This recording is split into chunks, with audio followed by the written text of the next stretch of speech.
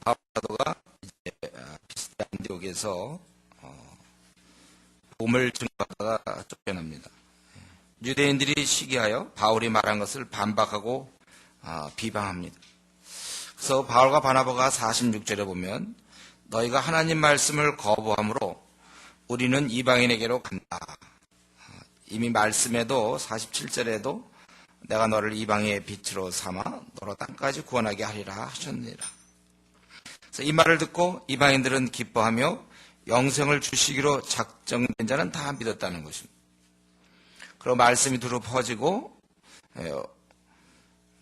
사람들은 이제 비방하는 자들은 유력자를 선동하여 바울과 바나바를 박해하고 그 지역에서 쫓아내서 그들은 발에 티끌을 떨어버리고 이고니온으로, 근처 도시죠, 이고니온으로 가고 제자들은 기쁨과 성령이 충만했다. 이제 피스디 안디옥에서 있었던 일입니다.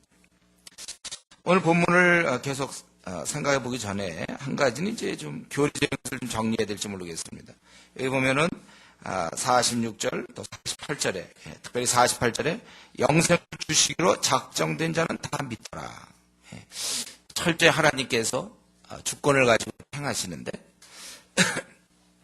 동시에 46절처럼 너희가 그것을 버리고 영생을 얻기에 합당하지 않는 자로 자처하기로. 우리는 이 두 가지 하나님의 이러한 주권과 인간의 책임, 이 자유 이런 가운데서 이 두 가지 사이에서 우리가 좀 힘들어할 때가 많습니다. 어떤 때는 하나님의 주권적 결정이고 어떤 때는 인간이 이렇게 좀 자발적 의지로 거절하는가. 이런 것을 우리는 제가 늘 말씀드리지만 우리가 조화시킬 수 없다 그랬어요. 우리 둘 다를 받아들여야 되는데 성경을 충분히 공부하지 않은 사람은 한 가지만 받아들이는 사람이 있단 말이죠. 그래서 막 인간의 책임, 인간에 의해서 모든 게 다 결정되는 것처럼. 그게 이제 갈릴리교회 시작되는 알미니안주의잖아요. 그냥 인간이 모든 결정. 그 말은 틀린 말은 아닙니다. 성경에 다 그렇게 써 있어요. 인간의 책임이죠. 유다가 그럼 뭐 범죄한 거 다 유다의 책임이고 우리가 지금 죄 짓는 거 우리 책임이지 하나님 책임입니까? 자기가 게을르고 나태하고 뭐 콰이타임 빼먹고 기도생활 안 하는 걸 갖고 자꾸 하나님 책임으로 살면 안 돼요. 자기의 지금 신앙 상태 자기 책임입니다. 자꾸 누구를 탓하지 마세요. 분명히 그 면이 있어. 이걸 무시하면 안 돼요. 그게 뭐 하나님의 다 주권적 결정이라 이런 식으로 아주 무책임하게 얘기하면 안 돼요. 또한 반면에 또 하나님께서 그러나 또 주권적으로 역사한다는 것이죠. 우리는 이 둘 사이 항상 조심해서 얘기할 수 있어야 돼요. 왜냐하면 성경에서 두 가지를 같이 얘기하기 때문에 그래요. 편하게 생각하면 안 됩니다. 편하게 그냥 하나님의 뜻이 다 이루어진다. 이렇게. 또 인간이 뭐 다 하는 것처럼 얘기하면 안 돼. 그래서 이와 비슷한 질문들이 우리 주위에 많이 있잖아요. 아담과 하와가 타락할 것을 하나님 다 알고 있지 않았느냐. 그럼 왜 막지 않았느냐. 뭐 이런 질문들. 가룟 유다가 죄 지을 걸 아셨는데 왜 막지 않았는가. 그 질문은 결국 뭡니까? 내가 저 죄를 지으려고 하는데 왜 막지 않느냐 이거죠. 하나님 막는 분입니까? 죄 못 짓게? 성경에 그렇게 표현되어 있습니까? 하나님은 우리가 죄 못 짓도록 막는 사람인가요? 막는 분이신가요? 우리가 죄를 짓지 말아야지. 자꾸 탓을 하나님께 합니까? 그 예정론을 아주 잘못 이해한 거예요. 우리 그러면 하나님 하신 일이 뭐냐면 이 땅에서 죄 짓는 사람 모두 다 막는 거? 그러면 이제 그게 만약 하나님이 하는 일이라면 하나님이 실패하셨죠. 지금 얼마나 많은 사람이 사기를 치고 거짓말하고 음란하며 가정을 깨고 나쁜 짓 얼마나 많이 합니까? 우리 믿는 자들도 그럴 수도 있는데 진실하지 않고 둘러댈 수 있고 누구를 미워하고 원망하고 말이죠. 원통한 것을 풀지 아니하고 성경에 있는데 교만하며 배반하며 우리도 그렇지 않습니까? 그럼 우리 하나님이 실패하신 겁니까? 그럼 도대체 만약에 정말 그 사람 말대로 한다면 만약 오히려 하나님 다 막아버렸다면 도대체 인간의 자유는 어디 있습니까? 하나님 분명 우리에게 자발적 의지를 주셔서 인격자로 만들었어요. 자신의 형상대로 만들었단 말이죠. 하나님은 자유로우신 분이에요. 인간도 자유로운 분이에요. 자유로운 사람들이에요. 그렇기 때문에 항상 이 문제, 지금도 물론 초신자들이 이걸 말씀 물어보죠. 하나님이 왜 선악과 따먹을 걸 아셨을 텐데 왜 막지 않느냐 이 질문을 아직도 하고 있는 거죠. 여러분 이거는 우리 인간의 실제적 자유를 주셨다니까 진실로 줬다는 걸 알 수 있는 거예요. 그걸 안다고 하는 것과 예, 그걸 책임지는 건 좀 다른 문제입니다. 우리가 죄 질 거 우리 하나님 모르실까요? 모르시기 때문에 우리가 죄를 짓습니까, 여러분? 여러분들이 나 좀 집에 와서 또 나는 또 뭘 할 때 회사에서 아니면 교회에서 나 이렇게 해야 되는 거 알지만 하지 않는 경우 자기 책임입니다. 자기 책임. 그래서 우리는 이를 좋아할 수 없었다고 우리 시킬 수가 없다는 거예요. 이 나그네 길에서는. 다만 우리는 두 가지를 받아들인다고 제가 늘 기도할 때 얘기했죠. 우리는 모든 역사는 하나님이 주권적으로 역사하는 걸 100% 믿어야 된다 그랬어요. 우리 주내교의 앞날도 우리가 하나님이 역사할 거를 100% 믿어요. 우리가 감히 교대도 들어가겠다 이런 생각. 하나님이 하시면 한다는 거예요. 그래서 그것을 100% 믿지만 동시에 우리가 기도하지 않으면 절대로 안 된다는 걸 알고 있어요. 이상하게 내가 기도하면 된다는 것이죠. 두 가지 조화시킬 수 없어요. 그렇기 때문에 정말 하나님을 믿는 사람은 열심히 기도해서 결혼 문제가 있으면 그냥 철야도 하고 금식도 하고 좀 열심히 기도하는 거예요. 왜? 기도에 따라 응답합니다. 자신에게 문제가 있으니까 죽으라고 기도하는 것이지. 하나님이 알아서 하시겠지. 그런 자들이 요 기도에서도 나타나요. 평소에 게으름이 많은 사람들은 이 기도하는 데서도 기도 귀찮거든요. 한 시간 이상 하기 힘들고 그러니까 하나님이 알아서 하시겠지. 이거는 하나님을 제대로 믿는 것이 아닙니다. 우리는 분명히 기도하지 않으면 아무것도 이루어지지 않아요. 어떤 사람은 교회 부흥을 얘기하고 왜 교회가 좀 이렇게 빨리 부흥해야 되는 본인이 얼마만큼 기도하고 있습니까? 누구를 탓하는 것이죠? 우리가 그 구성원인데 목회자가 잘못한 건가요? 자기가 전도하지도 않으면서 사람 데려오지도 않으면서 양도 안 시키면서 교회가 빨리 부흥하지 않는가? 자기 잘못이에요. 자기가 기도 생활 타가리 될 거 아닙니까? 우리가 기도에 있어서 자신이 기도 안 하면 아무것도 이루지 않는다는 사실을 우리는 명심해야 돼요. 그래서 우리가 앞날 마찬가지예요. 기도하면서 뚫고 나가야지. 하나님 뭐 쫙 주시겠지 뭐. 믿음이 아니라 게으름입니다. 그건 하나님을 의지하는 게 아니야. 오히려 성경으로 보고 기도하라고 해서 너희 구할 것을 아뢰라고 그랬잖아요. 자기 구할 거 안 놓고 게으르니까 원래 다 알아서 하시오. 우리가 마음의 염려, 근심, 앞날의 문제 이걸 하나님께 맡기는 건 필요하죠. 그냥 그분이 알아서 하시오. 기도 생활 없는 자, 그건 안 된다는 거예요. 이런 데 있어서 이러한 하나님의 주권과 인간의 책임 또한 두 가지 사실로 받아들이는 것, 두 가지를 다 사실로 우리가 살아가면서 우리는 많은 것을 경험하는 것이고 어떤 사람이 실제를 얘기하면 실제에서 어떤가 실제 자기가 죄 때 자기가 죄를 짓고 싶은 게 짓는 거지 무슨 음성을 들어서 자기가 죄를 짓거나 하나님이 강적으로 죄를 짓도록 하지 않아요. 제가 그냥 죄를 짓는 거예요. 그래서 여러분 신앙은 각자의 몫이라고 제가 얘기했습니다. 내가 뜨겁지 않은 거 그건 누구를 탓해서도 안 돼. 어쨌든 자기가 잘못해서 신앙이 뜨겁지 않은 거죠. 그러니까 기도하라니까 그런 사람들은. 뭐가 문제인지 하나님과 1대1로 나가서 기도해야 되는 거예요. 이들이 결국 안 받아들이니까 자신들이 영생을 얻게 합당하지 않은 자로 자처하기로. 그럼 사실 영생 못 받는 겁니다. 어쩔 수가 없어요. 우리가 이런 문제에 있어서 좀 지혜롭게 하나님의 책임과 인간의 어떠한 이러한 자유, 하나님의 주권과 인간의 자유 이걸 잘 조화시킬 수 있어요. 그리고 우리는 오늘 이 본문에서 바울과 바나바 사도는 비시디아 안디옥에서 전도가 이렇게 쫓겨나는으로 끝났지만 근데 이게 실패는 아니라는 것이죠. 왜냐하면 그때 복음을 전해서 이 말씀이 49절에 그 지방에 두루 퍼졌고 52절에 보면 이제 그들의 제자들이 기쁨과 성령이 충만했다고 그랬어요. 그 사람들 중에는 예수님 믿어 구원받은 사람이 생겼다는 거예요.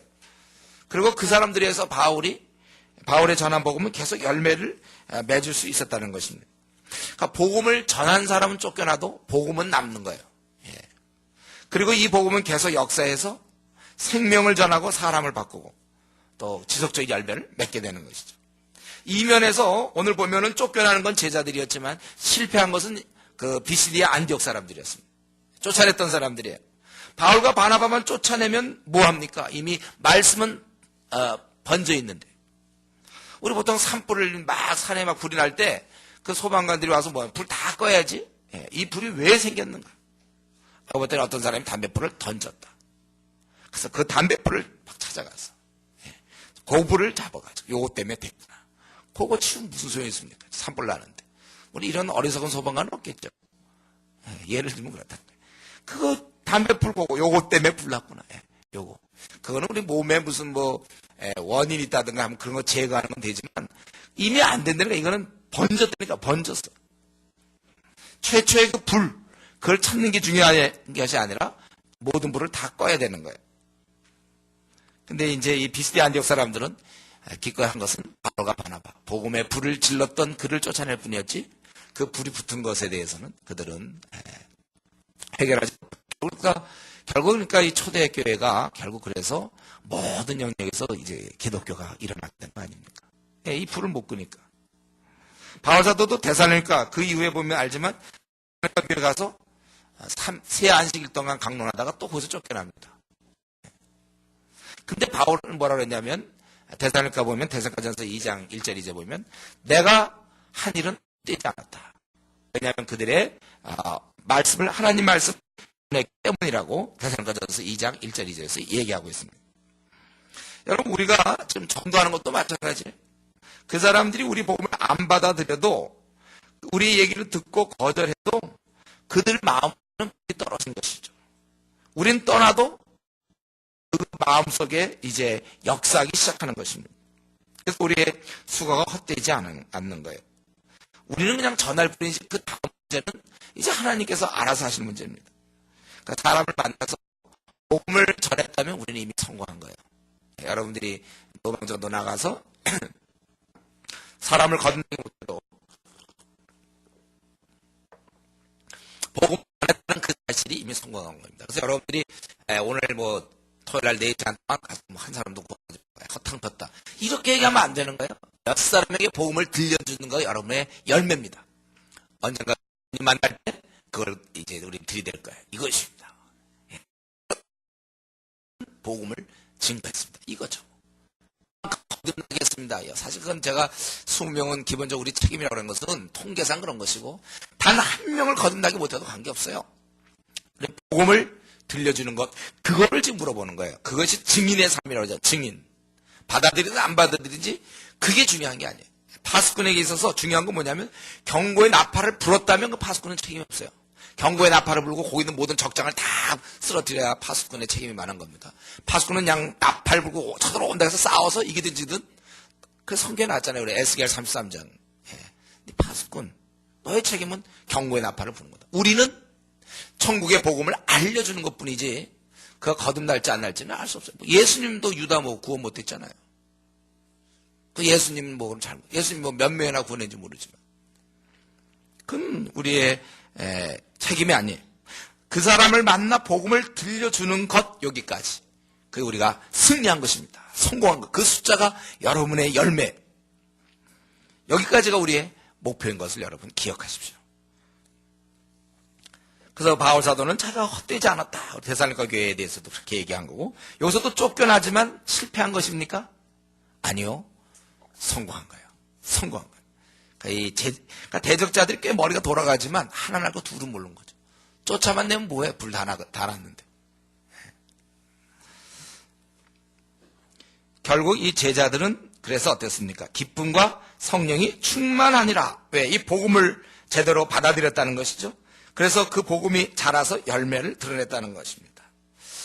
여러분 우리가 복음을 제대로 들을 때 예수님을 제대로 만날 때는 기쁨이 생기는 것이고 그리고 성령 충만하게 되는 것이죠.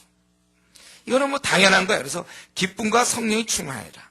우리는 이런 구절을 대할 때마다 다시금 우리를 돌아보게 됩니다. 예수님 믿고 내 삶은 진짜 바뀌었는가? 기쁨이 넘쳐나는가? 환경은 그대로입니다. 가정은 그대로고 상황은 그대로인데 내 안에 기쁨이 넘쳐나는가? 그리고 이 성령 충만한가? 제가 성령 충만에 대해서 말씀드렸어요. 목사님, 성령 충만이 어떤 겁니까? 이 말씀드렸어요. 에너지가 넘치는 성령 충만이라니까. 주님의 일을 할 때 에너지가 넘친단 말이에요. 전도 막 하고 싶지. 전도라든가 우리가 기도 생활 막 넘치는 거. 그런 거 그냥 이렇게 힘이 빠지는 거. 열정이 넘치는 게 성령 충만이고 열정이 안 생기는 게 이제 성령 소멸이라고 제가 말씀드렸습니다. 여러분, 우리 안에 있는 그 깊은 그 평안, 기쁨, 주님을 향한 뜨거움, 이렇게 되는 것이 지금 현재 현 상황에서 내 신앙이 정상인가 아닌가죠. 믿고 나서 관리를 잘 하고 있느냐, 건강 관리를 잘하는 것처럼 영적인 관리를 잘 하느냐, 이거예요. 잠깐 딴 데 정신 팔면 우리 이전 상태로 돌아갈 수밖에 없는 사람입니다.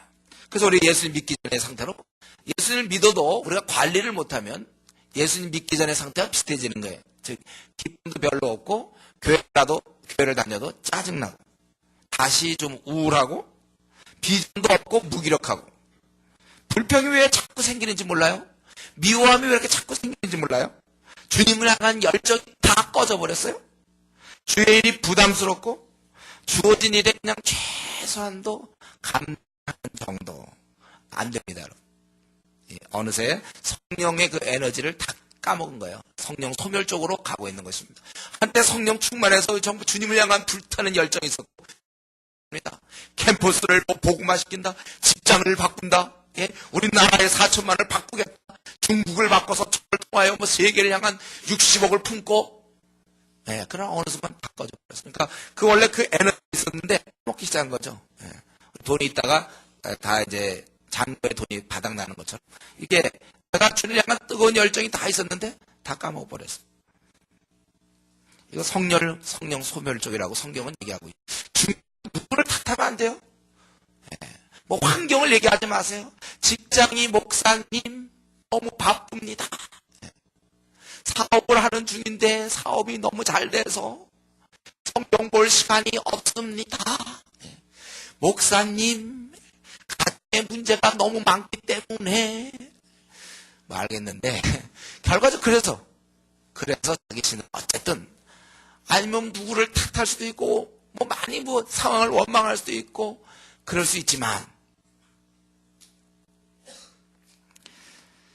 결과적으로 자기가 지금 하나님 앞에 못 보이고 있는 거예요. 하나님의 미움의 대상입니다. 그것은 하나님께 사랑받지 못해요. 자기가 성령 소멸적으로 방향을 튼 겁니다. 여러분, 그렇다면 그 정도면 가룟 유다를 이해할 수 있어요. 다 가룟 유다도 처음부터 그런 게 아니라니까요. 사울도 처음부터 그런 게 아니에요. 그게 자꾸 쌓이다 보면 거기까지 가는 거예요. 대마는 왜 세상을 사랑하여 떠났다고 우리 그 성경에 나오지 않습니까? 바울과 함께 동행했던 대마는 세상을 사랑하여 떠났다고 그랬어요. 처음서부터 떠났을까요? 아니요. 조금씩 굳어지다 보면 그렇게 되는 거예요. 간도 이게 자꾸 상황이 안 좋으면 점점 굳어지면 간 경화라가 된다. 그럼 그때는 참 힘든 것처럼 처음에 그냥 딱 하루 만에 딱 굳어지는 게 아니라 조금씩 그렇게 되다가 굳어져 버리는 거예요. 두려운 것입니다, 여러분. 이러다 신앙 잃어버린다니까요. 흥미를 잃어버려야 주를 섬기는 일에 우리는 다시 이때 힘을 내야 됩니다. 도대체 문제가 어디서 생겼는가를 보고 그걸 해결해야 돼요, 여러분. 이 문제가 어디서부터 생겼는가. 때로는 어떤 성적인 문제로 생길 수도 있어요. 때로는 사람과의 관계에서 생길 수 있습니다. 때로는 어떤 환경에 대해서 원망이 생길 수 있어요. 아니면 무슨 교통사고를 당하거나 아니면 무슨 장애인이 어떻게 자기가 된다든가 뭔지 모르지만 이 고난과 역경 속에서 그만 지는 수도 있습니다. 시험에 빠지는 수도 있어요. 싸움이 날 수도 있습니다. 뭐 여러 문제가 있을 수 있어요. 그러나 그 문제는 자기가 알고 자기가 풀어가야 돼요. 자꾸 원망하지 마. 상황을 탓하지 마세요. 우리는 주님 처음 믿을 때 그 복된 그중 한 가지 빼먹을 수 없는 게 바쁨. 바쁘다 보면 바빠서 한 6개월만 흘러가면 다 신앙 떨어지는 거죠. 그러나 바쁜 가운데서 신앙생활 할 수 있는 그 능력을 우리가 배양해야 되는 거예요. 우리가 다시금 힘내어 처음 믿을 때 그 복된 기쁨의 상태, 성령 충만한 상태로 회복돼야 됩니다. 즉 매사에 감사하고 긍정적이고 협조 밝고 기쁘고 비전에 자신의 삶을 태워버리는 하루하루가 의미가 있고 오늘 주님 오시기를 원하는 오늘 주님 오셨으면 좋겠다. 이 상태 돼야 돼, 여러분. 오늘 지금 주님 오시면 나 분명히 칭찬할 텐데. 이 상태. 이 상태가 아니라면 여러분, 이거 회복될 때까지 2배로 기도하시고, 뭐가 문제인지 그걸 해결해야 되는 거예요. 십자가 은혜에 감격하고. 한번 이 시간에 우리 자신을 점검해 봅시다. 나는 지금 그 주님과의 첫사랑을 유지하고 있는가? 악한 마귀는 뭐 여러 가지 욕해서 이유는 많을 거야, 아마 사람마다. 그런 이유가 있을 텐데 그거를 해결해야 되는 거예요. 그래서 나는 지금도 주님과 첫사랑, 여자들은 기쁨과 성령이 충만하니라. 이것을 나는 유지하고 있는가? 아니라면 솔직히 하나님 앞에 회개하세요. 내가 어쨌든 관리를 잘못했습니다. 뭐 이유는 여러 가지 얘기할 수 있지만 57가지 얘기할 수 있는지 모르겠어요. 이유는. 알았어요. 근데 결과적으로 하나님을 내가 등 돌리고 있는 거 아닙니까? 그 문제가 무엇인지 그건 우리가 해결해야 되지만 어쨌든 그것 때문이라도 내가 지금 하나님 앞에 이렇게 사는 거에 대해서 여러분 자존심 버려야 됩니다. 자신이 지금 위기라고 그동안 내가 기도와 말씀의 생활을 소홀히 했다고 그걸 인정하는 거야. 그리고 주님께 내가 불충했다는 것을 회개해야 됩니다. 하나님 주신 시간들을, 기회들을 내가 그냥 내가 갖고 있는 어떤 그 작은 생각 때문에, 그런 어떤 환경 때문에 그랬던 것을 나는 용서를 구해야 됩니다. 하나님께 다시 한번 기회를 달라고 간구하셔야 돼. 삼손의 훌륭한 점이 그거 아닙니까? 그는 다 잃었지만 나중에 다시 한번 하나님께 돌아감으로 다시 힘을 얻는 그런 모습. 이 문제를 해결하기까지 다른 데 관심을 돌리지 마세요. 나는 지금 유다 쪽을 향해서 가고 있다니까요. 성령 소멸 거의 이제 기진맥진, 곧 나는 이제 하나님을 부인하는 단계까지 갈 수 있다니까.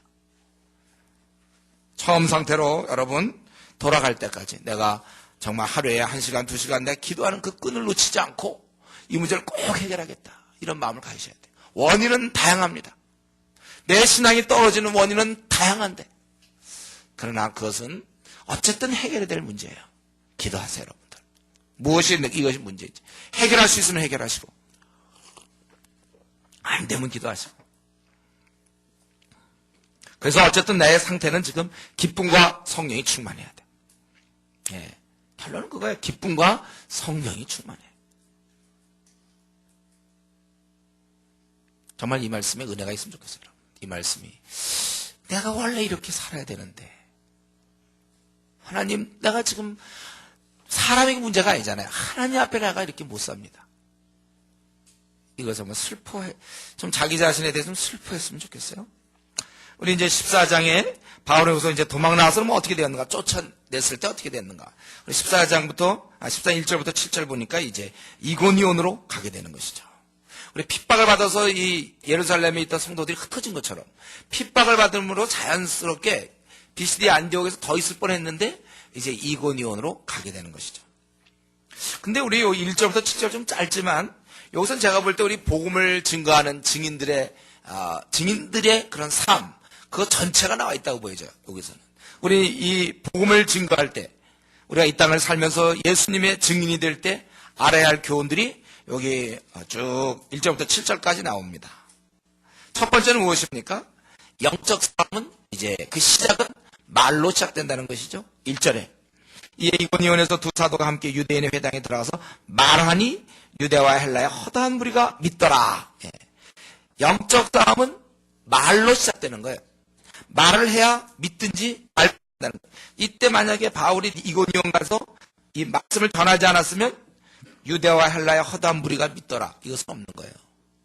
우리가 주도권을 갖고 있어요. 내가 입을 여는 순간 그때 이게 옛날에 뭐 어디 신문에서 봤는데 박찬호인가 그 사람이 이제 한참 잘 나갈 때 말고 한참 잘 나갈 때 그때 그런 마음을 가져. 자기가 공을 던져야 뭐 이제 시작된다 야구가 뭐 그런 자기 그만큼 자기의 어떤 책임감을 이렇게 생각했다. 뭐 그런 제가 어디서 박찬호인지 모르지만 하여튼 그런 거 본 것 같아요. 여러분 내가 말을 해야 뭐가 시작되는 거예요. 근데 이제 말하기가 어렵죠. 안 믿는 사람들에게 입을 열기가 어렵다는 거예요. 입이 잘 안 열려요. 보통 때 얘기를 그렇게 잘하는 사람이 만났다 그러면 뭐 이 사람과 한번 붙었다 그러면 이건 뭐, 그런 사람들 있잖아요. 얘기 많아. 뭐, 별거 얘기 다 하고요. 말 잘하는 사람이 있어요. 예, 말 잘하는 사람. 보통 땐 얘기를 그렇게 잘하던 사람도 정작 복음을 전하려고 하면 입이 안 열려요. 예. 그래서 제가 늘 얘기하지만 처음부터 입이 열리는 게 아니고 좀 따라다녀야 된다. 우리 전도팀, 저 전도팀 가서 전도할 생각하면 좀 끔찍하다. 이런 사람 있어요. 어떻게 그 안 믿는 사람한테 얘기할까요? 그러니까 처음부터 그런 게 아니라 그냥 따라다니는 거예요. 가서 옆에 가서 듣고 이러면서 자식 조금씩 하다 보면, 거들다 보면 한 6개월, 한 3개월에서 6개월, 사람마다 좀 다르겠지만 그 정도 지나면 자기 스스로 이제 또 누굴 데리고 다니면서 할 수 있는 거예요. 입이 열려야 돼요, 여러분들. 예. 그러니까 입이 잘 안 열리니까 이제 하는 얘기가 뭡니까? 예. 삶을 통해서. 이제 그런 얘기 잘 하죠. 꼭 말로 해야 됩니까? 예. 생활을 통해서 하지요. 이런 사람들 많아요. 예. 삶은 기본이라고 제가 얘기했어요. 삶은 우리가 기본이다. 그러나 복음은 설명돼야 될 게 굉장히 많아요. 여러분, 우리가 저 원투원 이제 6과까지 할 때 그 설명할 많은 내용을 어떻게 삶을 통해서 합니까? 연극을 하나요, 그동안? 예수님 십자가에 죽는 모습, 뭐 우리가 죄가 많은 거. 하나님이 어떤 분이신지 우리를 어떻게 지으시고, 뭐 우리에 대해 어떻게 생각하며, 죄란 어떤 것이고, 그래서 우리 운명은 지옥을 가는 것이고, 천국 가는 거, 예수님은 왜 이 땅에 오셨으며, 왜 죽으셨고, 그의 십자가의 의미는 무엇이며, 부활 사건을 어떻게 우리가 믿을 수 있고, 뭐 막 얘기하고, 어떻게 우리가 돌아와야 되는가. 이 많은 얘기들을 삶을 통해서 하려고 한다면, 뭐 연극 배우입니까, 그 사람? 어떻게 하냐 말이야. 그건 기본이에요, 삶. 그리스도인의 삶은 빛나는 건 뭐, 빛이요 소금이라고 했으니까 당연히 빛나야죠, 우리가. 삶을 통하는 건 다 우리가 돈 잘 쓰고, 약속 좀 잘 지키고, 구두쇠 노릇하지 말고, 돈 좀 쓸 거 쓰고, 그거 얼마 된다. 그냥 아끼는 사람들 있어요. 절대 남한테 안 쓰는 사람들이 있어요. 잘 좀 대접하고, 시간 잘 지키고, 입 밖에 낸 거 지키고, 뻥 치지 말라고 그랬잖아요. 그 정도만 하세요, 뭐. 섬길 줄 알고. 그러면 상당히 삶이 많이 달라져요. 어떤 사람이 말을 했다가는 혹시 그 사람이 기분 나빠할까봐, 부딪힐까봐 아예 꺼내지도 못하는 사람이 있어요. 특별히 가족 간의 뭐 평화를 유지하기 위해서 하나님, 예수님께 나는 건물 들어왔다고 그랬는데, 평화 유지. 물론 가만히 있으면 이 땅에서는 평화가 유지되죠. 평화 유지군의 어떤 역할을 감당하는지 모르겠어요. 그가 가족에 있으면서 평화가 유지될지 모르지만, 그러나 그 다음에 나만 좀 우리 가족들은 다 지옥 가고. 그런 평화가 좋은 평화라고 생각합니까? 나만 구원받는 평화. 받으면 됩니까? 가족은 어떻게 하고? 차라리 아주 욕을 얻어먹든 기분 나빠하든 그 사람이 천국 갈 수 있는 그 기회를 줘야지. 애당초 복음을 전하지 않는 그 사람은 지옥 가고, 나의 가족은 지옥 가고, 나는 평화를 유지했으니까 이 땅에서도 평화롭게 좋고 나는 천국 가고. 얌체 중에 대장 얌체, 최고의 얌체죠. 아주 이기적인 사람. 가족까지도 아주 정말 미워하는 사람. 자기의 그 평화를 유지하려. 자기의 그런 부담이 싫으니까. 여러분, 하루하루 시간은 흘러가고 기회는 점점 줄어들고 있는데, 오늘이라도 우리 가족들에게 또 친구들에게 입을 여는 사람이 돼야 되는 것입니다. 그래서 이런 영적 싸움은 말로 시작되는 거구나. 말로 시작되는 것이고, 그리고 이때 두 번째로는 우리가 깨달아야 될 건 뭡니까? 대적하는 자가 항상 있다는 거예요. 이것이 우리가 처한 현실입니다. 복음을 듣고 그대로 그들이 순종하면서 막 우리를 붙잡고 너무 고맙다고 말이죠. 어떻게 이렇게 나에게 복음을 줬는지, 너를 친구로 만난 게, 너를 가족으로 만난 게 나는 정말 다행이다. 내 영혼은 영원히 타는 불못에 떨어져서 거기서 난 못 나오는 채 영원히 죽을 뻔했는데, 너를 내가 가족으로 만나가지고, 너를 내가 친구로 만나서 너무 고맙다. 내가 하는 말씀만 전하면 막 감격해서 막 눈물 흘리면서 막 이런 식의 반응이면 좋겠는데, 현실은 그게 아니죠. 오히려 거부하고 싫어하고 아주 미워하고 반박하는 경우가 더 많다는 거예요. 그래서 처음 복음 전하는 사람도 어떻습니까? 몇 번 해보다가 이런 어려움을 겪게 되면 이제 그만두는 거죠. 원래 이런 반응은 당연한 거예요. 오늘 본문에 있지만 바울 사도 같은 사람이 복음을 전도, 아니면 자기는 나는 뭐 말을 할 줄 모른다. 바울 같은 사도가 전해도 이들이 안 받아들였다는 것입니다. 이 대적하는 사람들 분명히 그러니까 이 증인이라는 게 쉽지 않다는 거죠. 복음의 증인. 이 사실을 알리는 거는 받아들이지 않는 데서 이 증인을 하는 것은 그건 쉬운 일이 아니에요. 미움을 받을 수 있단 말이에요. 오늘 보니까 이 대적하는 사람은 가만히 있지 않고 이방인들의 마음을 선동한 형제들에게 악감을 품. 또 이 땅이 안 믿는 사람들은요, 우리를 싫어할 뿐만 아니라 다른 사람에게 함께하는 경우가 있어요. 이 사람이 예를 들면 PD가 되면 이제 이상한 프로 만들어서 기독교에 대해서 공격하는 거 아니에요. 다른 종교 그렇게 공격하는 거 못 봤어요. 네. 기독교만. 어딜 가도 항상 기독교를. 우리가 그러니까 이 복음을 전할 때 말을 할 때 반드시 대적하는 자들이 있다. 이걸 못 가야지. 그것 때문에 내가 막 움츠러들고. 우리가 왜 복음 전하는 게 왜 한국교회가 왜 복음을 전하지 않는가? 그냥 자연스럽게 복음을 전하는 건 막 노력을 해야 되고 복음 안 전하면 그냥 가만히 있으면 되는 거잖아요.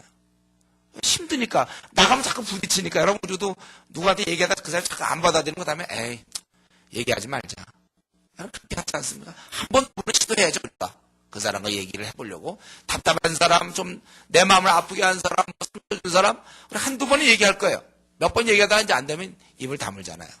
우리도 마찬가지로 하다가 안 되니까 에휴 그만두자. 이렇게 돼서 멈추고 있는 사람들이 많다는 거예요. 우리는 그러나 이 대적하는 자가 있다는 사실을 알아야 되고, 그러나 또 동시에 우리가 알아야 될 것은 무엇입니까? 우리와 함께하는 자가 있다는 거예요. 바로 우리 3절에 있는 것처럼 주님이 계시다는 거예요. 두 사도가 오래 있어 주를 힘입어 담대히 말 주께서 그들의 손으로 표적과 기사를 행하게 하여 주사 자기 은혜의 말씀을 증언하시니.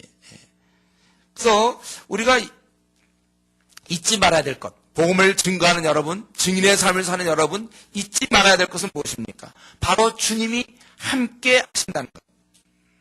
자기 일꾼들이 주님의 이름으로 나아갈 때, 담대히 말할 때 하늘의 주님께서 응원하고 도와주신다는 사실 여러분 기억하십시오.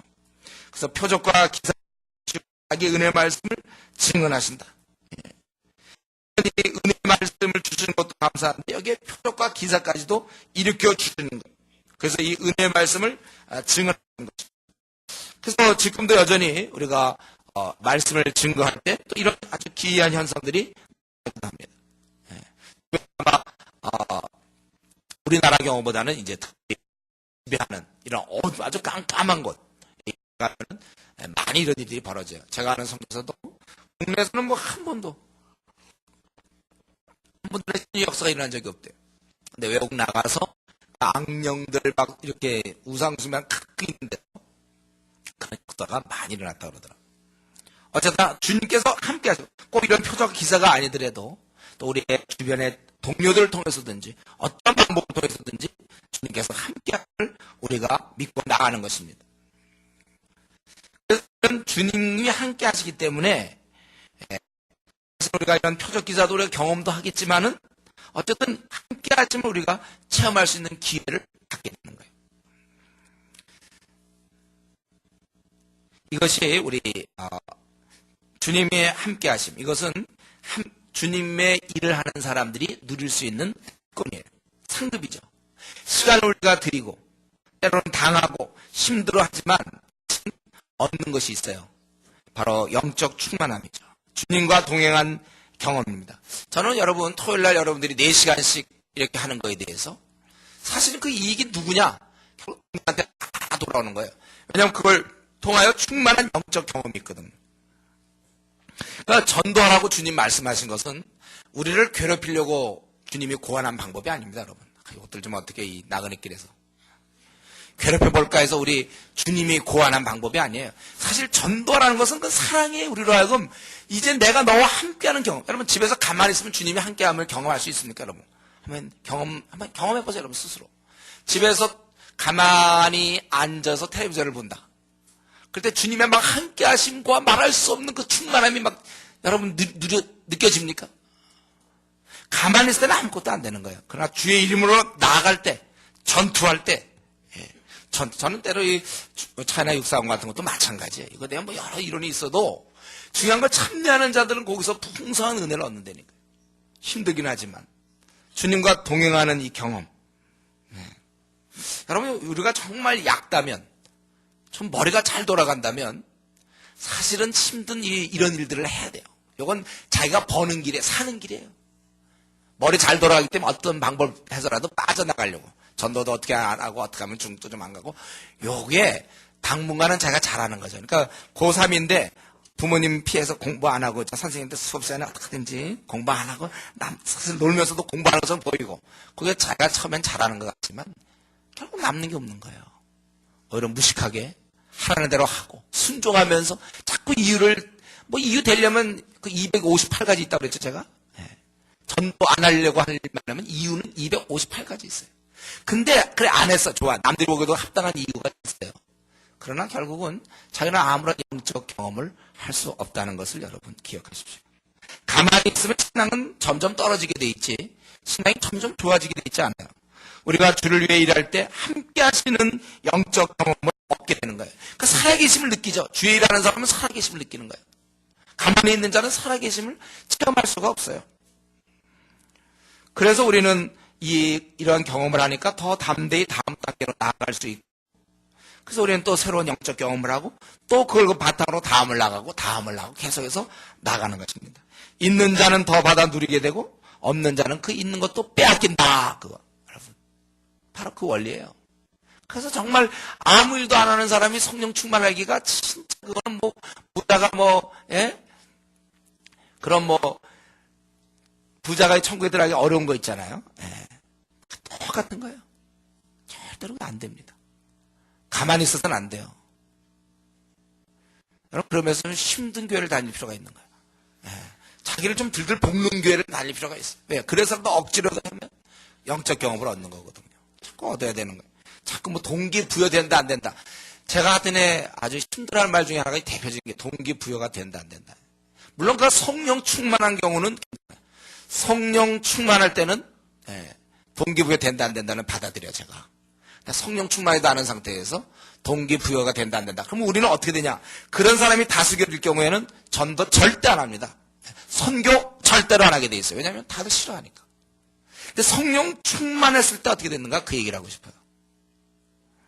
너무 합리적인 게 제가 좋은 것이 아니라고 늘 얘기했어요. 자기의 지금 성령 충만하지 않은 상태에서 궁시렁궁시렁 말이 많습니다. 여러분 한번 어떤 사람이 뭐라고 대해서 얘기할 때 뭐에 대해서 얘기할 때 우리 교회 예를 들면 전도라든가 아니면 중국이라든가 얘기할 때 그 사람의 얘기를 듣지 마세요. 합리적인 그거 아니고 그걸 들으면 안 돼요, 여러분. 성령 충만한 사람인가? 기도가 불타오르고 있는 사람이 지금 그 입에서 나오는 건가? 아니면 기도 생활도 제대로 안 하고 그냥 이런 사람, 성경도 제대로 안 보고 그런 사람? 머리만 발달한 사람이 하는 얘기인가? 이거 잘 들어야 돼요. 여러분 이런 걸 구분할 수 있는 게 영적인 능력이에요. 그 사람이 지금 성령 충만하게 견딜 수 없는 사람이 입에서 나온 건가? 아니면 성령 소멸 거의 된 사람이 어쩌고 저쩌고 얘기하는 건가? 이걸 항상 우리가 분간할 수 있는 능력이 필요한 거예요. 그런 얘기 자꾸 듣지 마세요.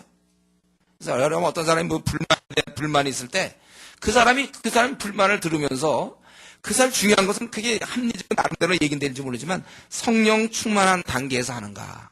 그렇다 받아들여도 돼요. 그런 거 아니면 받아들일 필요 없습니다. 신앙은 점점 더 원래 누리는 거예요. 영적 싸움을 할 때. 왜냐하면 주님이 함께 하심을 경험하니까. 그리고 그러나 이렇게 은혜 말씀을 증언해도 어떻습니까? 4절에 보니까 따르는 자도 있고 유대인을 따르는 자도 있고 두 사도를 따르는 자가 있다. 우리가 네 번째 깨달아야 될 진리는 아무리 우리가 옳은 말을 하고 진리의 말씀을 전하고 표적과 기사가 보여져도 마음을 닫은 자에게는 아무런 소용이 없다는 사실이에요. 바로가 그러지 않았습니까? 10가지 그것도 직접 경험했잖아요. 그거는 멀리서도 경험한 게 아니라 직접 다 경험했는데 소용없어요. 유다도 마찬가지고 예수님 3년간 키웠어도 마음 닫은 유다에게는 소용이 없습니다. 마음 닫히면 소용이 없습니다. 이 땅에서 마음 닫는 것이 제가 보기에 가장 비참한 거예요. 마음을 닫는 거.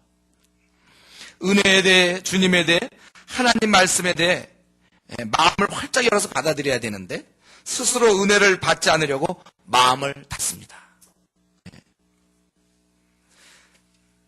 본인이 기아로 죽어가면서 입을 열어 음식을 받아 먹지 않을 경우에는 대안이 없는 거예요. 아무리 해도 대안이 없어요. 영적으로 죽어가면서도 생명의 떡을 주어도 참된 음료를 주어도 받아먹지 않는 자. 그때도 있었다는 것입니다. 지금도 있는 것이죠. 성경은 그를 강팍한 자라고 말하고 있는 것입니다. 그런 자에게 참 희망을 찾아볼 수가 없어요. 여러분 이 시간에 좀 희미하게나마 내 마음이 지금 어떠한가? 강팍한 자임을 내가 깨닫고 있는가? 그렇다면 부드러운 마음을 위해서 여러분 강구해야 됩니다. 어떻게 관리를 했길래 나를 마음이 이렇게 돌처럼 굳어졌죠? 절대로 마음을 돌로 만들면 안 돼요, 여러분. 어린아이 같이 우리 마음이 아주 부드러워야 되는 것입니다. 순전해야 돼요. 많이 하나님 앞에 엎드리는 자가 얻는 것입니다.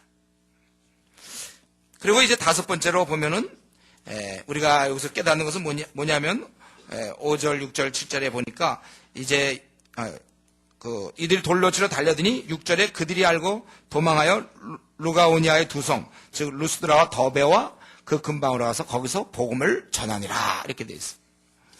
그 두 성에 가서 거기서 복음을 전했답니다. 우리는 여기서 다섯 번째 생각할 수 있는 것은 뭐냐면 복음을 전할 수 있는 기회가 있을 때 복음을 전할 수 있는 곳으로 가서 전하는 거예요. 우리가 막힌 데서 애를 쓰는 게 아니라 또 전할 수 있는 곳으로 전하는 것입니다. 그래서 오늘 보니까 이 가까운데 그들이 알고 도망한 루가니아에서 두 성, 루스드라, 그 비스디 안디옥에서 바로 그 두 성들이죠. 글로 복음을 전했다는 것입니다. 우리가 복음을 전할 때 어떤 때는 계획을 갖고 하는 경우가 있어요. 그러나 지금 같은 경우는 자연스럽게 가까운 곳에서 복음을 전하는 것입니다. 우리 이런 것도 배워야 돼요. 우리가 앞날과 또 여러 가지 이제 계획을 세울 때도 때때로는 너무 계획을 얘기하면 안 돼요. 그때마다 기회대로 이렇게 행하는 것도 한 방법입니다. 그래서 앞날에 대한 얘기도 여러 가지 길이 있을 때 그때 또 이렇게 문이 열리는 걸 잘 구분할 필요가 있어요.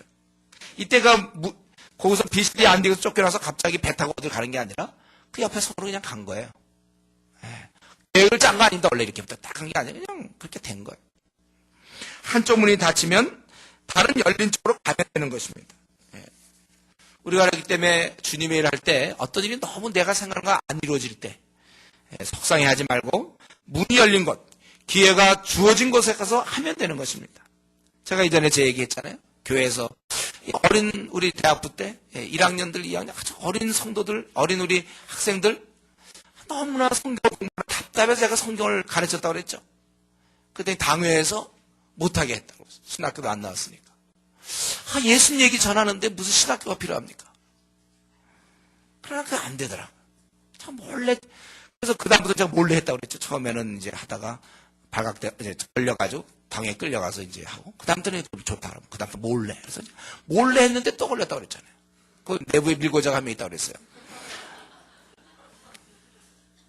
그래서 두 번째 막 또 당에 끌려가면서 그때 마음에 결심이 생기더라고요. 그렇다면 나는 복음이 열린 곳에서 하겠다. 캠퍼스로 나갔죠.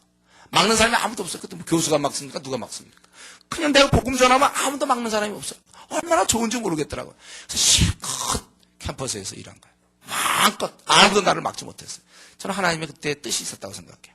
근데 교회에 머물러 있었으면 물론 교회에서 할 수 있었지만 마음껏. 지금도 마찬가지예요. 요즘같이 뭐 캠퍼스 퇴조 현상, 이 캠퍼스 선교단체들 퇴조할 때 좋다 이거예요. 퇴조하려면 하라 이거예요. 너무 내가 막 속상해가 어떤 데 좀 속상해서 막 잠이 안 오고 그러지만 할 수 없다. 하나님이 이렇게 허락하신다면 난 이 주은의 교회를 통해서 하겠다. 세상을 향해 도전했다. 또 요즘은 한국 교회가 정말 자꾸 복음을 전하지 않고 우리 교회를 자꾸 특이하다고 본다든가, 자꾸 우리 힘들게 한다면 좋다 이거예요.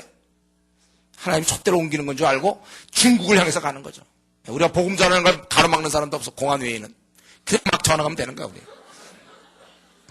우리는 너무 속상해하지 말고 왜 이거냐 비슷해 이거냐 사람들 왜 안 받아들이냐고 한탄하며 막 40일 금식기도에 돌입하고 이러질 필요 없어요. 지금 옆에 그냥 있다니까 옆에 열린 곳으로 가면 돼요.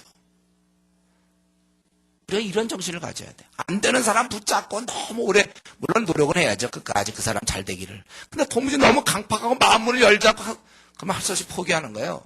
그리고 우리는 계속해서 다른 사람 계속해서 붙잡으면 돼요. 우리나라에 4천만 명이 기다리고 있어요. 우리 교회는 그 싸움을 해야 돼요. 4천만 명을 한국교회가 안 싸운다면 우리라도 싸우겠다 이거예요. 물론 다 싸운다고 그러죠. 교회 하면 다 보면 뭐 선교하는 교회, 뭐 전도하는 교회 다 있는데, 그럼 뭐 그러고 싫지 않으냐 이거. 안 하면 우리라도 할 것이고,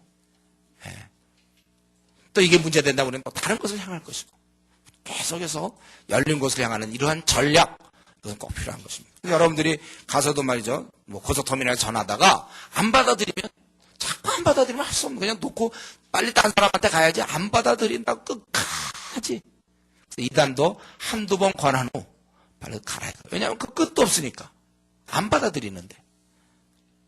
우리 바울 사도가 이들이 하기 때문에 이렇게 도망가 다른 데 가서 문이 열린 곳을 복음을 전했고, 그 다음에 이제 끝으로 마지막으로 6번째, 우리는 여기서 보니까 그들이 가가지고 7절에 거기서 근방으로 가서 거기서 복음을 전하니라. 우리는 이 복음 전하는 자는요, 이 증인들은 바울 사도처럼 이 강인한 정신이 요구되는 것입니다. 방금 복음 전하다가 죽을 뻔했는데 돌로 맞을 뻔했지 않았습니까? 돌로 치려고 달려들어. 그 장면 생각해보세요, 여러분. 바울이 띠을 평소에 빨리 뛰고 있었는지 그거 잘 모르겠어요. 이때 어떻게 돌로 치러 달려가면 제 생각에 나가면 잡힐 것 같거든요. 근데 어떻게 그 빠져나왔어요. 그래서 이제 갔다가 결국은 우리 그 10몇 절이에요. 결국 맞죠, 가서. 19절. 유대인들이 안디옥과 이고니온에서 와서. 그러니까 무리를 충동하니 그들이 돌로 바울을 쳐서 죽은 줄 알고 시에로 끌어내치니라. 그때 바울은 죽었는지 모르겠어요. 이렇게 결국은 맞게 되는데, 어쨌든 방금 이렇게 돌로 치려고 달려들었을 때 그 위험한 상황, 위기의 순간, 그걸 한번 사람이 겪고 나면, 보통의 경우는 이제 위축되고 말아요. 우리가 막 복음 전하다 누가 나를 너무 세게 막 탁 밀면 복음 전할 말 뚝 떨어져요. 여러분 그런 경우 갔었더니 막 날 갖다가 막 무시하고 막 시대 뒤떨어진 사람 같이 하고 막 욕하고 막 이러면 딱 끝나고 그 다음에 더 열심히 막 전하고 싶은 마음보다는 앉아갖고 이제 좀 생각할 시간이 필요해요. 내가 왜 이런 일을 위축되고 주저하죠. 바울 사도에게는 그런 게 없다는 거예요. 이게 우리가 배워야 될 점이죠. 우리 보통 그런 게 많아요. 주님의 일 막 하려다가 집안에 어려움이 있으면 멈추는 경우가 있어요. 집안에 어려움이나 부모가 너 꼭 그렇게까지 해서 믿어야 되겠느냐, 이런 얘기 탁 들으면 힘이 쭉 빠지는 거예요. 아니면 내가 주님의 일 그동안 몇 년째 조장으로 열심히 일했는데 자기 앞길 어느 날 딱 보니까 하나도 안 풀려 있어. 남들 다 시집가고 장가가는데 혼자 못 가. 혼자만 직장이 잘 안 돼. 뭐가 잘 안 풀려. 그럼 그때 이제 다시 생각할 시간이 필요한 것이죠. 내가 뭔가. 아니면 주님의 일 캠퍼스에 열심히 잘했는데 성적이 뚝 떨어졌어요. 이제 물론 이건 조심해야 돼, 여러분. 그거 하는 건 좋은데 어떤 사람은 하는 걸 핑계로 원래 공부하기 싫었거든요. 그러니까 공부 안 하고 그거 하다가 성적 떨어진 걸 가지고 이제 어떤 사람은 이제 그걸 고난으로 생각하는 사람도 있어요.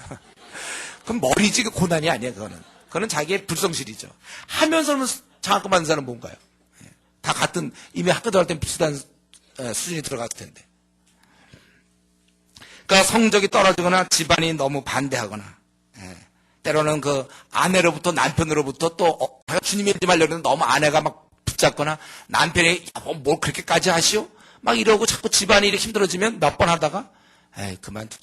이런 식으로 위축되고 낙심하고 그래서 포기하는 거예요. 소극적으로 나가는 것이죠. 여러분, 우리가 이런 면 많이 있습니다. 우리 복음 전하는 자로 살아가려고 하다가 우리 여러 가지 이유로 주저앉는 거예요. 호의적이지 않기 때문에. 그래서 왜 우리는 이런 사람들의 반응이 이렇게 될 때, 돌로 치고 달려들 때 멈추는 경우가 참 많은데, 바울은 복음을 증거했잖아요. 우리가 왜 이렇게 자꾸 멈추게 되냐면요, 예를 들면 내가 복음을 전하는데 사람들이 나를 마치 괴롭히는 자로, 우리 좀 쉬려고 그러는데 자꾸 귀찮게 하느냐, 나를 좀 귀찮게 하는 자로, 아니면 나를 좀 별난 사람으로, 무식한 사람으로, 심지어는 이제 같은 그리스도인끼리도 예수 천당 불신족하는 그냥 와서 외치다 가버리는 그런 아주 나를 무례한 사람으로 자꾸 얘기하는 사람이 많단 말이에요. 처음엔 그것도 참고 나가지만 이런 반응을 자꾸 경험하다 보면 이게 조금씩 나는 복음을 전해 좋지만 내 안에 조금씩 쌓여버려. 그래서 내 자아상이 좀 이상해. 나는 좀 사람을 약간 귀찮게 하는 사람인 것 같아. 나는 좀 약간 좀 생각이 좀 이상하게 구시대적인 그런 사람인 것 같아. 오늘날 보통 사람 같은 교회를 다니도 고상하게 다니는 사람인데 나만 이상하게 약간 아주 옛날 방법으로 이상하게 사는 사람 같아. 나만 혼자. 자꾸 이런 게 이제 마음에 쌓이다 보면 내가 좀 그들을 괴롭히는 사람인가? 나는 좀 이렇게 시대에 뒤떨어진 사람인가? 그렇게 이제 생각하면서도 그러나 주의 명령이니까 어쩔 수 없다. 이렇게 되는 거죠. 여러분, 우리가 이 시간 다시 돌아가야 됩니다. 그런 사람이 그렇게 내가 지금까지 해갖고 100명한테 그런 얘기를 다 냈어도 그게 다 틀릴 거예요, 그들이. 나는 그들을 괴롭히는 사람이 아니에요. 나는 시대에 뒤떨어진 사람이 아닙니다. 여러분, 의사가 환자를 고칠 때 말이죠. 환자가 어떤 사람 막 특별히 대표적인 치과잖아요. 막 신경치료할 때 있잖아. 으악! 아프고 막 소리 지르고 그래서 자꾸 듣다 보면서 나는 이 사람을 괴롭히는 사람이야. 그러면 안 돼요, 그거는. 여러분, 아마 내가 환자 중에 의사 중에 그런 사람 없을걸요? 막 살을 째고 막 이렇게 막 수술하고 그럴 때도 늘 생각이 뭐예요? 이 사람을 돕는다 이런 생각을 갖는 거죠. 그 다음 소리만 계속 들으면서 막 반납 들으면서 내가 이 사람을 이렇게 소리 지르게 하는 괴롭히는 사람인가? 그런 생각하면 안 돼요. 돕는 사람이 우리는.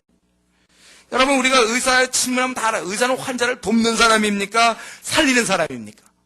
이거 1번이고 2번이에요. 뭐예요? 뭐라고 한번 쉬운 질문 해봅시다. 의사는 환자를 돕는 사람이에요? 괴롭히는 사람이에요? 1번이죠? 돕는 사람이잖아요. 우리야말로 진짜 돕는 사람인데 어쩌다가 그들의 비명소리 자꾸 들으면서 우리도 모르게 자기도 모르게 자아상이 이상해져가지고 나는 오늘도 또 사람 좀 힘들게 하는 것처럼 자기가. 그게 아니라 우리는 생생하게 그들을 갖다가 참 살려주는 자로서 좀 자아상이 회복돼야 되니까 우리가 토요일날 딱 나갈 때 내가 지금 일주일 동안 별로 이 나라와 전 세계에서 별로 한 일이 없지만 지금 위대한 일을 내가 하고 있는 중이다 이런 생각을 해야죠. 가서 또 오늘도 이렇게 주의 명령이니까 그러면 안 되겠어요. 우리 마음에 내가 하고 있는 일이 얼마나 귀한 일인지 이게 영성이에요. 이게 성령 충만하지 않으면 다 까먹습니다. 성령 소멸될 때는 이제 동기부여가 되냐 안 되냐 이거 따지고 있는 거고 성령 충만하면 내가 하고 있는 일이 얼마나 귀한 거예요. 여러분 의사가 꼭 동기부여가 돼야 어느 날은 좀 일하기 싫으면 그러면 동기부여가 안 된다고 환자 막 알아 죽어가는데 그냥 가만히 있습니까? 동기부여를 따지고 안 따지 그건 아니고 동기부여 이런 거 따질 때는 이제 뭐 식사 뭐 어디 가서 뭐 짜장면 먹을까 뭐 짬뽕 먹을까 아니면 뭐 밥을 먹을까 중국집 갈까 이식집 갈까 한식집 갈까 이런 거 할 때는 이제 뭐가 먹고 싶다 뭐가 땡긴다 뭐 이래서 갈 수는 있지만 자기 의사가 그러면 뭐 오늘 좀 피곤하다 그러면 뭐 아픈 환자 그냥 가만 놔둡니까? 동기부여 얘기 하지 마세요, 여러분. 앞으로 우리 교회에서는요, 동기부여라는 얘기 안 나왔으면 좋겠어요. 왜 그런 얘기가 왜 나옵니까? 전도나 선교나 이런 거 할 때, 뭐, 동기부여가 된다, 안 된다. 여러분, 그런 세속적인 정신을 자꾸 따라가면 안 돼요. 그러니까 좋은 일 하면서 욕먹다 보니까 자꾸 본능적으로, 피하는 거예요. 만약 아까도 얘기했지만 내가 막 복음을 전하면 다른 사람들이 막 환호하고 막 열광하고 막 줄 서 다니고 그냥 막 이러고 그러면 그때 누가 뭐 전하지 않을 사람 누가 있습니까? 근데 대부분 안 그래. 워낙 많이 부딪히니까. 그러니까 이제 하는 얘기가 뭡니까?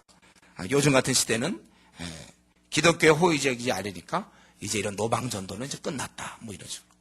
이제 우정 전도를 해야 된다. 여러분, 그럼 언제 기독교에 대해서 호의적인 적이 언제 있습니까? 그러면 이때는 옛날에는 호의적이라 바울은 이렇게 말씀을 전했네. 그래 호의적인 게 돌로 치르고 달려드는 게 호의적입니까? 호전적이지 그거는. 여러분, 그럼 바울은 돌로 치르고 달리는 걸 보면서 이 시대는 그럼 호의적이지 않으니까 그럼 다른 방법을 해야 되겠구나. 이 방법을 하니까 안 되겠는데. 그게 아니라 언제든지 복음에 대해서는 사람이 호의적이지 않아요. 그렇게 그 우리가 알아야 됩니다. 그래도 그는 돌로 맞아가면서도 계속 복음을 전하는 거예요. 방법을 바꾸면 안 되는 거예요. 피하면 안 돼. 전공법으로 나갑니다. 그러니까 자꾸 이제 다른 말, 뭐 요즘 시대가 이러니까 안 되고 또는 뭐 전도는 그건 은사로 주어진 거니까 하는 사람이 있고 또 안 하는 사람이 있고 뭐 이러죠. 가는 선교사 있고 보내는 선교사가 있고 이런 말들이 다 편리해서 나온 말들 아닙니까? 또 아니면 내가 직장에 충실한 것 그거 자체가 전도다. 직장에 충실한 건 기본이라고 제가 얘기했죠. 그리스도인이라면. 그러한 그 직장에 충실한 거가 동료들에게 말을 전해야지. 그거 자체가 전도다. 제가 높아진 문화명예에 쓴 내용들 아닙니까? 참, 근데 어떻게든 이 말에 이렇게 소관이 넘어가 있는지 몰라요. 많은 사람이. 자기가 지금 교수면 교수를 열심히 하는 게 그것 자체가 곧 전도다. 전문성을 키우는 게 어떻게 전도입니까? 전문성을 키운 그가 복음을 전해야죠. 그래서 그때 제 책에 그거 썼죠. 그거? 그러면 바울은 그러면 천막이나 잘 짜면 바울표 천막은 너무나 튼튼해서 사람들이 다 알아줘. 천막만 잘 짜면 그 전도입니까? 왜 나서서 돌에 맞으려고 그럽니까? 너무나 이 어리석은 생각을, 이 시대가 지금 이렇게, 이 시대에 지금 깔려있다니까, 이 시대. 한국 교회에 깔려있어, 이런 생각들이. 쉽게 만날 수 있어요, 그런 사람들. 소위 선교단체 출신들도 많아요, 그런 사람들. 그 이혼론에 대한 너무나 반작용인지 모르겠어요. 옛날에 그냥 무조건 다 가정이고 뭐고 다 집어던지고 그냥 예수님 믿으면 된다. 그런 아주 직장이고 뭐 다 필요 없고 예수님만 믿으면 된다. 기도원 가서. 이런 이혼론에 대해서 반작용인지 모르지만 너무나 잘못된 생각을 갖고 있다는 거예요. 여러 이유를 댈 수 있지만 오늘 본문에서처럼 주님의 증인은 그칠 줄 모르고 주저함 없이 많은 반대에 부딪혀도 자기의 방향을 바꾸지 않는 거예요. 자기 일을 바꾸지 않는 거예요. 무슨 이유가 있습니까? 주님이 가서 모든 족속으로 제자를 삼으라 했는데 그 말씀에 순종할 뿐이지 우리가 무슨 257가지, 258가지에 왜 그렇게 핑계가 있습니까, 여러분? 지금 이 시간에 우리 자신 한번 생각해 보세요. 주님께서 가서 모든 족속 제자 삼으라고 했죠. 그럼 우리 그대로 그냥 어린아이처럼 순종하면 되는 것이지. 왜 자꾸 이제 머리가 좀 컸다고 왜 자꾸 그거에 대해서 순종하지 않습니까? 이유를 왜 그렇게 자꾸만 됩니까? 집안의 이유를 대고 회사의 이유를 대고 학교의 이유를 얘기하고 자기의 뭐 현재 뭐를 얘기하고 어쨌든 그래서 안 하고 있지 않습니까? 그게 나쁘다는 거예요. 왜 우리는 바울처럼 꾸준히 살아야 되는 거 아닙니까? 주께서는 이런 자를 바로 바울사도 같은 자를 일꾼으로 두셨어요. 우리는 이런 일꾼인데 한 번 그냥 할 거면 그냥 하면 되는 거예요. 마음을 정했으면 여러분 뒤돌아보지 마십시오. 상황은 이제 그만 얘기하세요. 압니다. 낙심도 이제 극복하세요. 어쨌든 지금 중요한 것은 현재 나는 정말 증인으로 살고 있는가. 주님의 이름을 위하여 기꺼이 복음과 함께 고난받으며 그 길을 가고 있는가. 우리가 오늘 이 말씀을 통하여 바울선 돌로 치르는 우리 이런 경험까지는 안 당했어요. 너무 쉽게 주저앉는 거 아니지. 돌로 치려고 하던 그들이 달려드는 그들을 피해서도 가서도 또 복음을 증거하는 이러한 우리 신앙 선배의 모습을 통하여 우리도 한번 내가 주의 그 존귀한 이름을 위하여 그 많은 이유들 다 핑계들 다 뒤로 하고 내가 기꺼이 복음과 함께 고난받으면서 충성을 다하고 그런 자에게는 이제 주님 만날 날이 기다려지는 것이죠. 그 칭찬을 기대하면서 전투하는 저와 여러분 되기를 바랍니다. 우리 같이 이 시간에 한번 기도합시다. 뭐 다른 거 얘기하기보다는 어쨌든 현재 나는 지금 주님이 하라고 한 명령에 지금 불순종하고 있는 거 아니냐 이거예요. 어쨌든 나는 지금 무슨 이유인지 모르지만 성령 충만하고 있지 못한 거 아닌가.